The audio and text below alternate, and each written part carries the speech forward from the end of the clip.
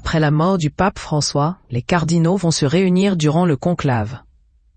Pendant plusieurs jours, ils vont rester enfermés pour pouvoir nommer le successeur du souverain pontife.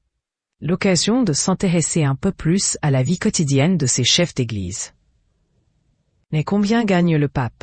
À l'image de ses prédécesseurs, le pape François ne percevait aucun salaire. « Je ne gagne rien, rien du tout », avait-il confié lors d'une interview pour 20 minutes. « Ils me nourrissent et quand j'ai besoin de quelque chose, je leur demande. » S'il ne touche aucune rémunération, le pape ne paie rien.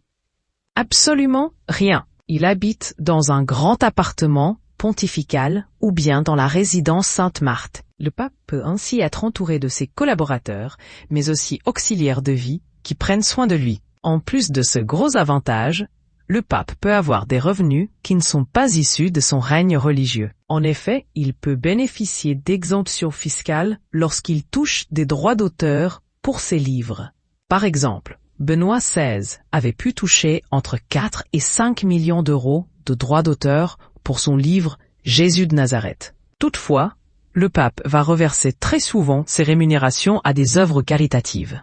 Le pape François avait donné 715 000 € en 2018 lors de la vente d'une Lamborghini.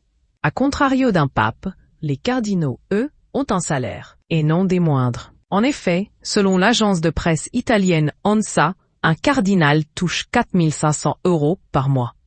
Mais attention, le pape François avait demandé en septembre 2024 que les cardinaux baissent leur salaire.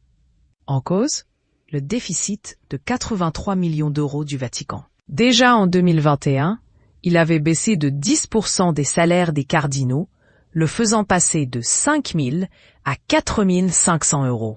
Ils n'avaient plus non plus le droit de faire passer leurs frais personnels sur le compte du Vatican. Pour information, les archevêques gagnent quant à eux entre 3 000 et 4 000 €, et les évêques 3 000 €.